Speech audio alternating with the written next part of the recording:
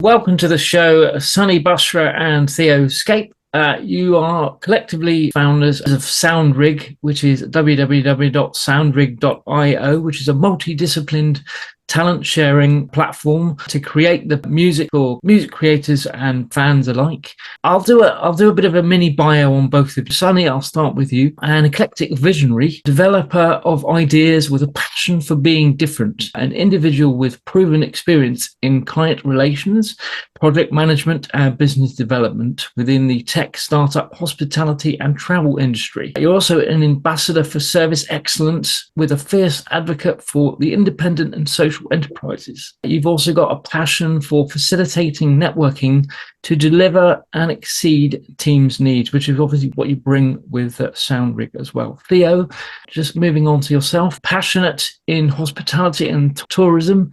You are a former bar and restaurant owner, electronic music composer and engineer, early blockchain investor, building foundations for the future. You're also founder and manager at Cardano CNFT Audio Musicians Community, which I know something Ryan will want to talk with you about a little bit later. So welcome to the show, guys. There's loads to talk about with what you do with Soundrig. So welcome to the show, and please do tell us more. Thank you for the introduction, by the way. I've never heard it said like that about Soundrig, but you're right. It's a platform for musicians.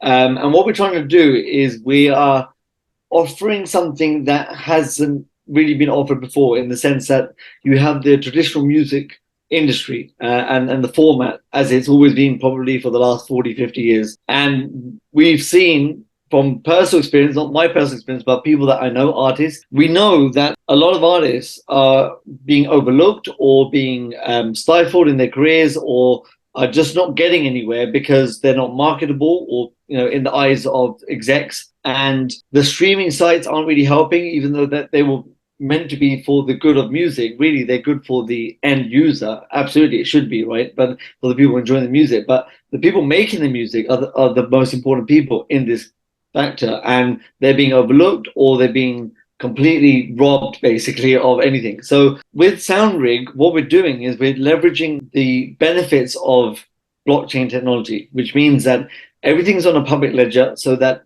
no money or revenue can be hidden from the artists that own the music, are selling the music. In addition to that, with blockchain, you have almost instant payments, and also they can be split between creators. Royalties can be given, whereas before, once the CD was sold, the artist never saw any secondary sales of that ever, right?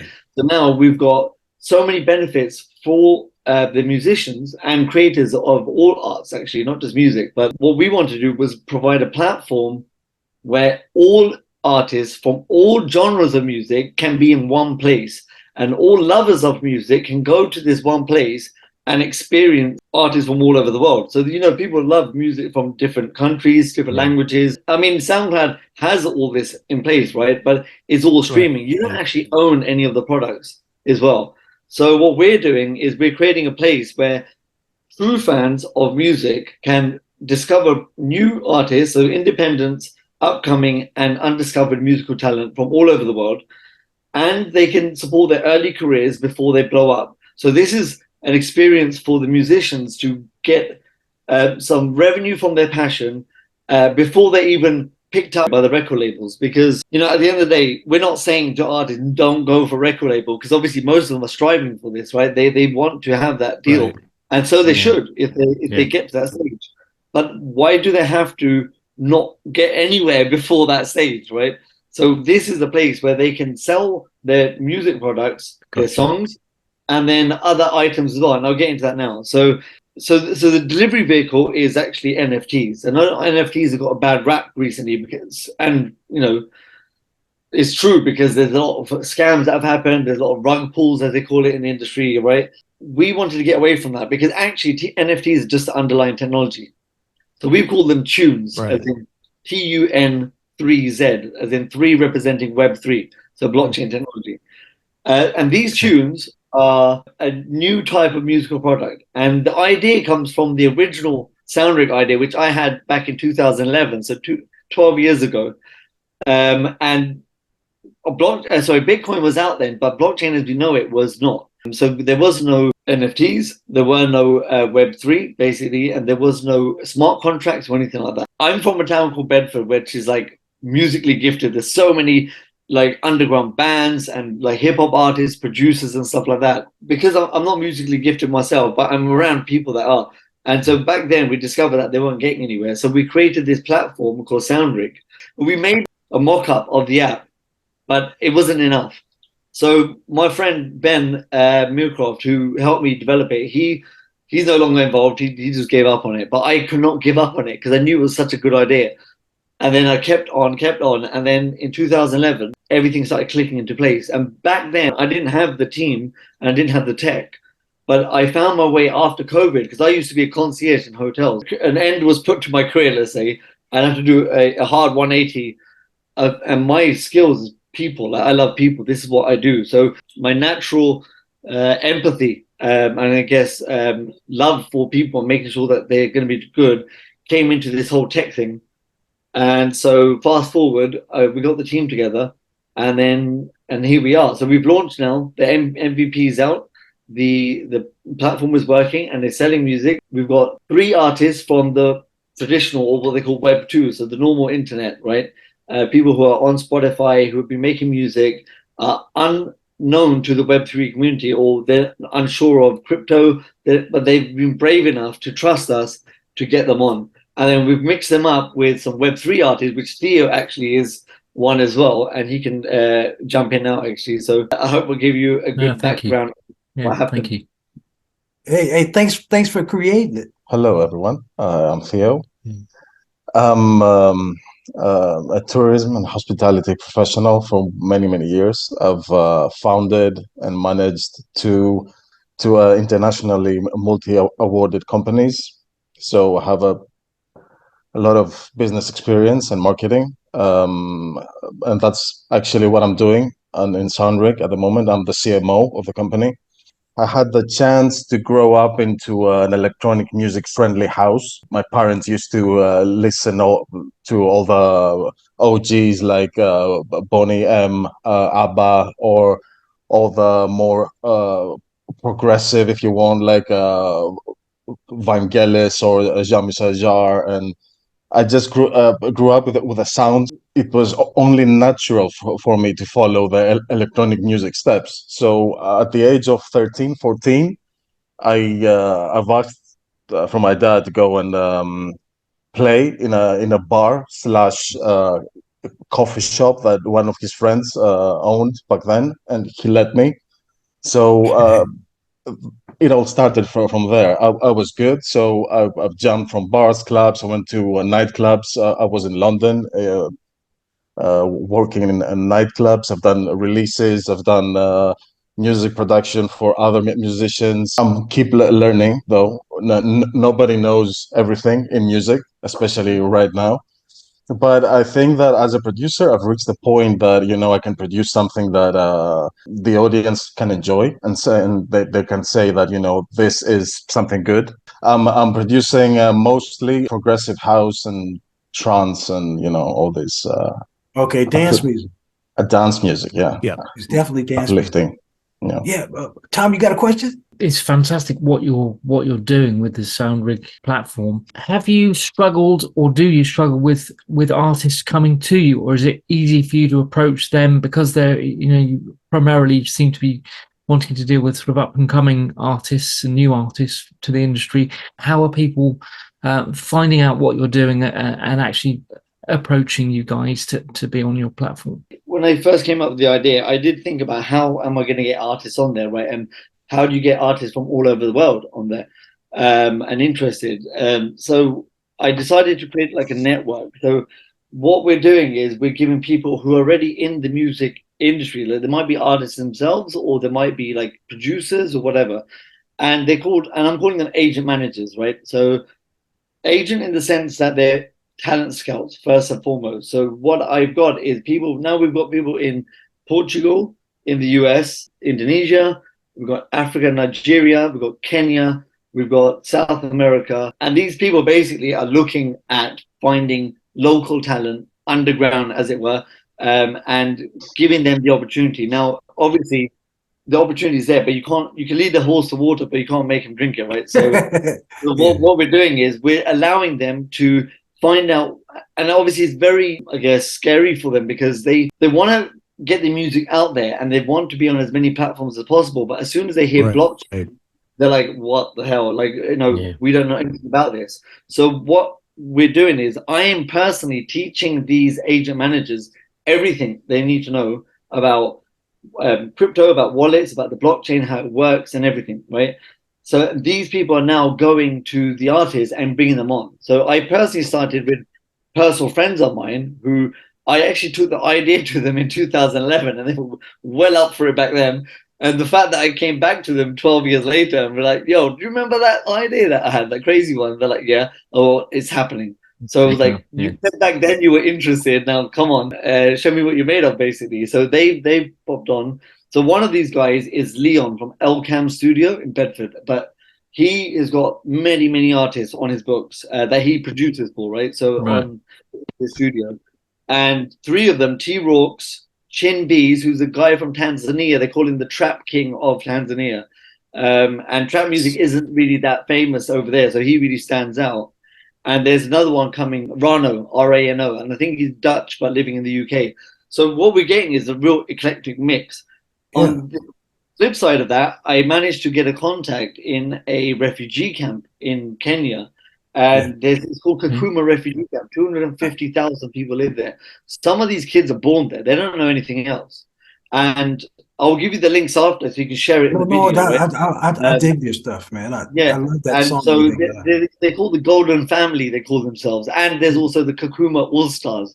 Yeah. These guys have, and when you see their YouTube videos, you'll be like amazed by the quality that they managed to create.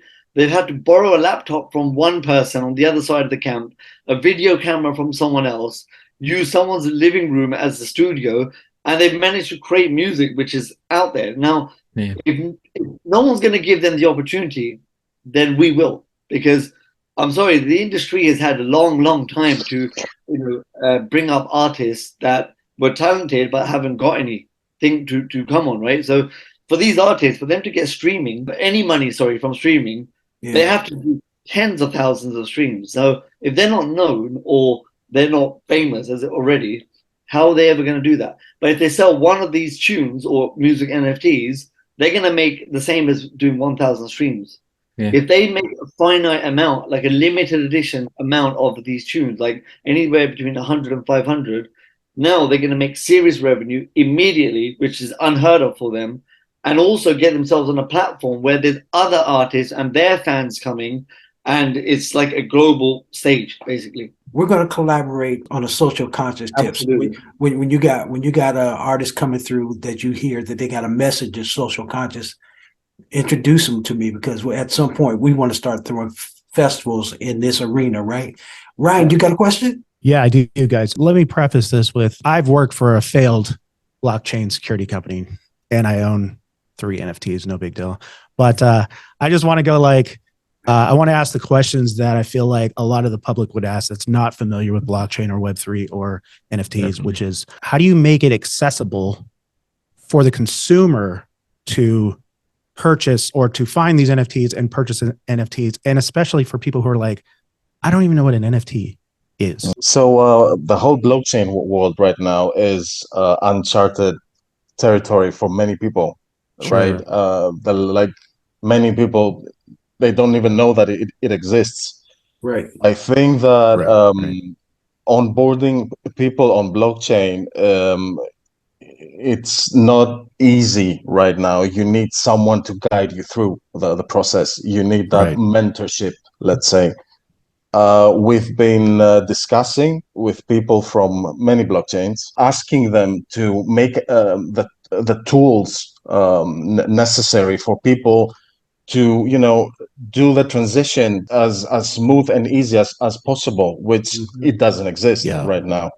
We have Web3 and Web2, 2 way different worlds right now, and we're trying to bridge them. The Web3 talent is immense. We are talking about millions of musicians that if they know that they will take the money that they have to take, and they just pouring into blockchain. We have the talent, we don't have the audience right now, so we are trying to balance this out. Right. On the other side, we have Web2, which they were born, they were molded into the old ways, so they are skeptical because they know that I have a contract with Yeah. my record label, and what if I mess this up, because that record label is actually giving my money. So even those guys need a tool, the tools to transition into Web3. So to answer your question, it's not easy. It's up to us. As Sunny said, we are doing the educational part as well.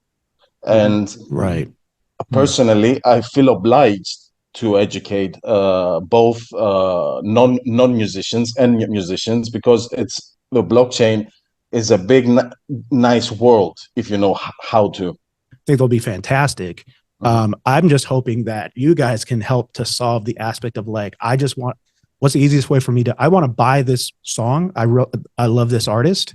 You know what I mean? It took me 4 hours to buy my first NFT in 30 different steps and talking to 6 friends to buy a not Bored Ape. To hit the mainstream, it's just got to get easier, right? Yeah. Well, there is some stuff, Ryan, that we've done with in terms of the technology, right? First of all, the product that we want to create, we have created, is, like we said, we're trying to get away from the narrative of NFTs, so we're calling them tunes.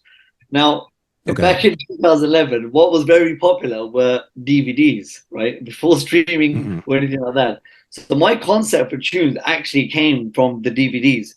And so what I thought back then was, right, so people can watch this movie on this DVD, and it's also available everywhere else.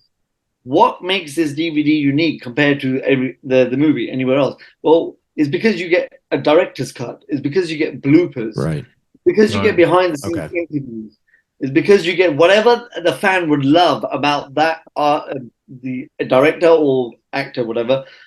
That's what they do. Yeah. So what we've been able to do, and this is something we couldn't do back then as well. So now with NFTs, what we've been able to do is put all of this content into the tunes. Now, what we're saying to people is, you can buy this artist's music on Spotify, but what you can't get is what is on the tunes. And what we're saying to the artist is, make something so cool, so unique that people will want to buy it, and it will become a collector's piece. So just like those old vinyls where you got the book and the images and everything that came, and people kept it pristine, right? Now we're doing that with music on the digital age. So they will buy your single track, your EP, or your full album, but with it, we're asking the artist. In fact, it's a priority. They can't make the tunes without the extra content, is what we're saying to the artists. So you can put the music that's on Spotify elsewhere, but please, as a suggestion, why don't you make a remix of this? And then why don't you record yourself in the studio making the remix or jamming with your friends? So it's basically you basically it's like an experience. An experience, exactly. Yeah. That's the utility of the utility part. That's the utility of the product. And also once people have bought these, when in the future we want to do live events as well, like on the metaverse as well as in real life. People who have bought these tunes will then get discounted entry. They can get merchandise. They can get rights and royalties to anything is possible with Web3, as you know. But it's about putting it in a way that people understand. And in terms of the buying experience, sorry, go on. The artists themselves, this is almost like having their own profile or store?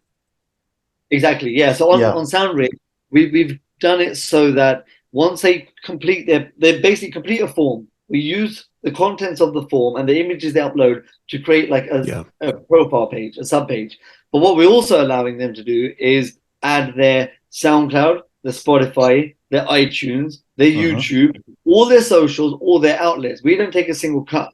So what we're saying to people is, come and discover their music, buy it by all means through iTunes, whatever, we don't care. Like, get this artist out there. But if you want something that So when they fall in love with the artist, if they want the extra stuff, the golden stuff, they can only get that if they buy the tunes, and there's only a certain amount of them. So it'll be like a maximum. It's the Taylor Swift model. Nice. Yeah. Tom, you got a question? Yeah, I mean, really, I suppose what's next for you? Obviously, you're trying to grow as much as you can now, but where are you taking it from where it is now? What do you see happening in the next couple of years? Have you got something on the horizon that will kind of really push it, or what are you planning to do? Well, I mean, Theo's got some exciting project. I mean, connected with Soundrig. I just want to give the grand vision, and I'm going to let Theo take over. Yeah, so. When we started, we first thought, okay, if this platform is for undiscovered musical talent and upcoming, a lot of these people might never have the opportunity to perform live, right?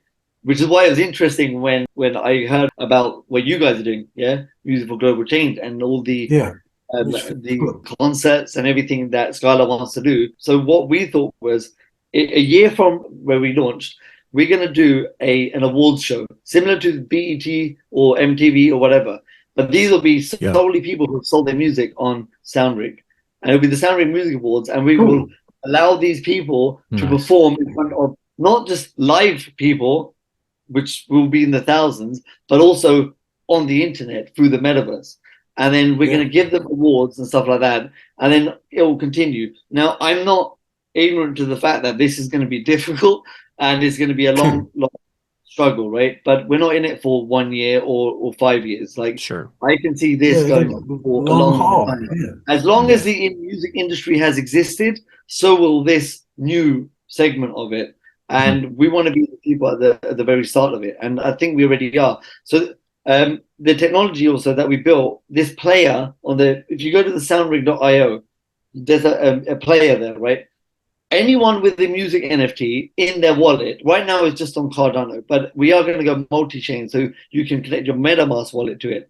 If you've got a music NFT, so if any of your NFTs got an MP3, a .wav, or an MP4 file, or JPEG, anything digital basically, it will show up for free. So what we're saying to people is, instead of you having to download multiple NFTs or content from NFTs from multiple wallets, from different blockchains, you could just come to Soundrig, connect your wallet immediately to the player, and then just enjoy it on the player for free. And then while they're there, what they're going to do, they're going to discover other artists, and they're going to discover new talent. They're going to go buy other NFTs. And then this is just the MVP. This is like phase 1.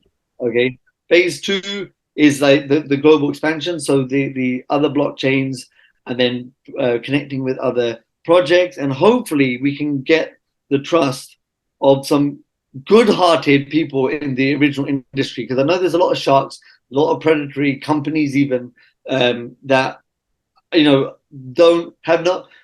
got the best interest of the artists, but are more interested in working with the right people, right? If they are for the artists, so even for example, when we say with the record labels, I mean, we're not saying we don't want to work with record labels. That'd be stupid. Like, who doesn't want a famous artist on there? But we also know the record labels have got like 50 plus artists on there. So what we're saying to them, if you can adhere to our ethos and our values and our philosophy, which is the artists make the lion's share. So the same as the agent managers, the record labels will make 10 to 20% max.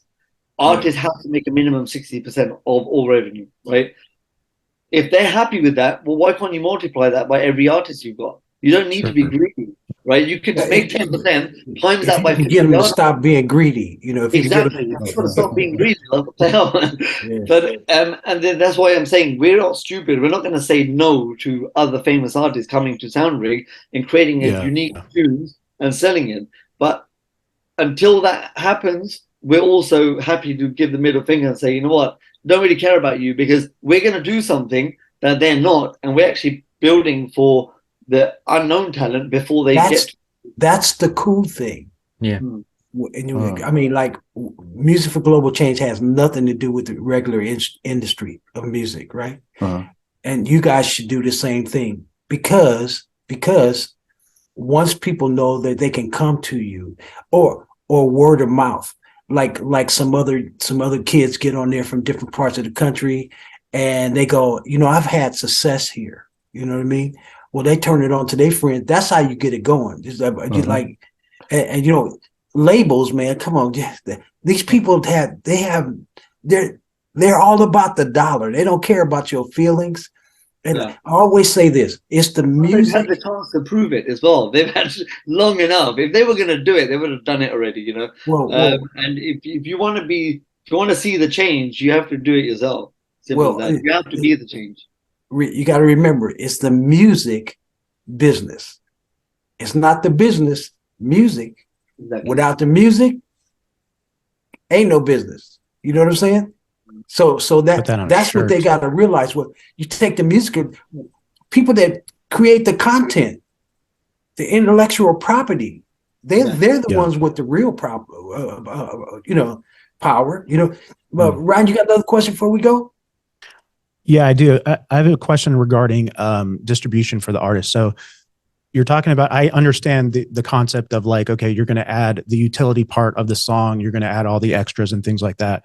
Are you still selling NFTs from like one to many, or are you able to go like, I'm going to sell those? Because like the whole thing about NFTs, and at least from the art world, right, is like, I buy this NFT, I own it. No one else can own it. I'm the owner unless I sell it, and so on and so forth. Is that a similar model with you guys? Yeah, you buy the NFTs, you own the NFTs. We can discuss, and it's up to the musician. They can decide how many NFTs they want to mint on any song. So tailor everything based on the musician's preferences. The whole process is hand to hand with the musician. We are aiming into a rich media experience. As a former DJ, I remember I used to go and hunt for the new single or the new vinyl with the original song, the remix, and 3 other remixes that no one else had.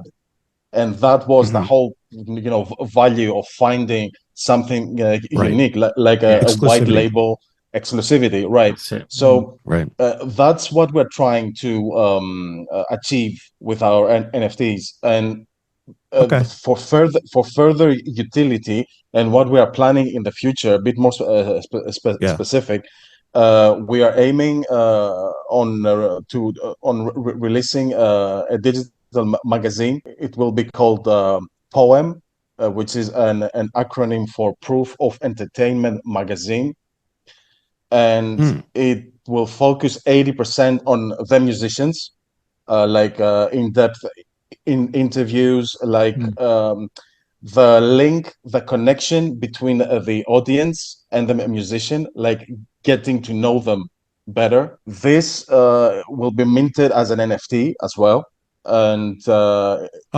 it's going to be a powerful marketing tool for them. So we want them to use it. We charge them nothing. It's exclusively for their promotion. After that, we are doing podcasts, like round tables with the musicians themselves, so we can hear to what they have to say, like the immediate feedback. That's what we want, right?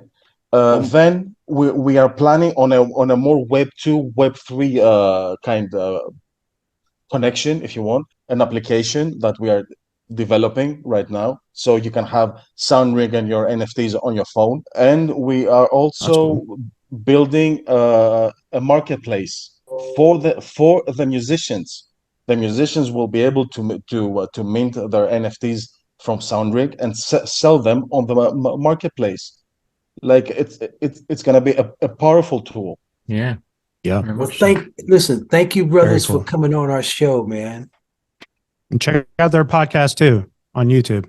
We've just done our 3rd episode. I'll leave the link for you guys here. If you can put it in the description, that'd be amazing. Brilliant. But thank you for the privilege of the time, man. And namaste, my brothers. Namaste. Thank you so much. Thanks, guys. Thank you guys. Much. Take care. Bye now. Thank you.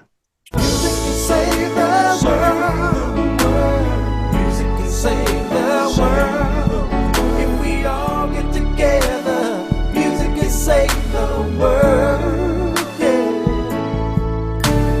Music can save the world. Music can save the world. If we all come together, music can save the world.